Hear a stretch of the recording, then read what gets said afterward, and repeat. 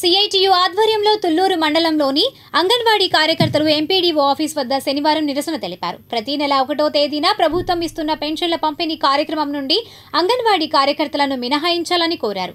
మాకు అంగన్వాడీ కేంద్రంలోని పని భారం ఎక్కువగా ఉన్నదని, వచ్చే నెల నుండి పెన్షన్ల పంపిణీకి మేము హాజరు కామని తుళ్లూరు ఎంపీడీఓ కానూరు శిల్పకు వినతి పత్రాన్ని అందజేశారు. అనంతరం సిఐటియు నాయకులు భాగ్యరాజు, అంగన్వాడీ కార్యకర్త అన్నామని సిటీ న్యూస్ తో మాట్లాడారు. గతంలో మేము చెప్పాము, మాకు ఇప్పటికే పని భారం ఎక్కువైపోతా ఉంది, మేము సామాజిక పెన్షన్లు పంచలేమని చెప్పేసి ఈ ఒక్క నెల తీసుకోమని చెప్పేసి చెప్పారు. దానిలో భాగంగానే అంగన్వాడీ వర్కర్లుగా ఒప్పుకోవడం జరిగింది. ఒక నెల పోయి ఇవాళ 9 నెలలు అయింది. 9 నెలల కాలంలో భారం తగ్గించకపోగా ఇంకా పెంచే మార్గం చూస్తూ ఉన్నారు. ఇప్పటికైనా కానీ ఏదైతే 1వ తారీఖు పెన్షన్ పంచేది ఉందో దాని నుండి మాకు మినహాయింపు ఇవ్వాలని చెప్పేసి సిఐటికి డిమాండ్ చేస్తూ ఉన్నాం. అదే కాదు, వయోజన విద్యకు సంబంధించి ఎగ్జామ్ పేపర్లు మళ్ళీ ఇన్సులేటర్ చేయాలని చెప్పేసి ఆదివారం పూట కూడా సెలవు లేకుండా చేసే ప్రయత్నం చేస్తూ ఉన్నారు. ఓ పక్క కలెక్టర్ గారి గతంలో అనేక మెమోరాండాలు ఇచ్చాం, బిఎల్ఓ డ్యూటీలు రద్దు చేయాలని చెప్పేసి. బిఎల్ఓ డ్యూటీలు రద్దు చేయని చెప్పి చెబుతూ ఉన్నారు, మళ్ళీ అదనంగా పనులు అప్పచెబుతూ ఉన్నారు. కాబట్టి ఇప్పటికైనా కానీ స్పందించి, ఇప్పటికే మా మీద పని భారం పెరిగిపోతూ ఉంది, ఆ పని భారం తగ్గించే విధంగా ఈ 1వ తారీఖు పెంచే పెన్షన్లు కూడా మా చేత పంపించకూడదని చెప్పేసి డిమాండ్ చేస్తూ ఉన్నాం.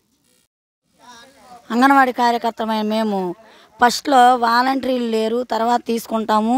ప్రజెంట్ మీరు ఈ 1-2 నెలలు చేయండి, ఎటువంటి ప్రజలకు అన్యాయం జరగకుండా ఉండాలంటే మేము కూడా సమయస్ఫూర్తితో మేము తీసుకున్నామండి. కానీ అదే ఫంక్షన్ని నిరంతర ప్రక్రియగా చేసి మాకు చాలా ఒత్తిడికి గురైపోతున్నాము.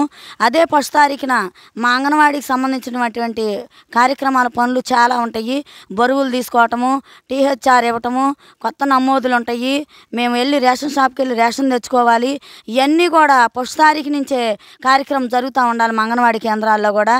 ఆ పనులు ఈ పనులు చేయలేక మా అంగన్వాడీ టీచర్లు మేము బాగా మానసిక ఒత్తిడికి గురైపోయి చాలా ఆరోగ్య సమస్యలకి గురైపోతున్నారు.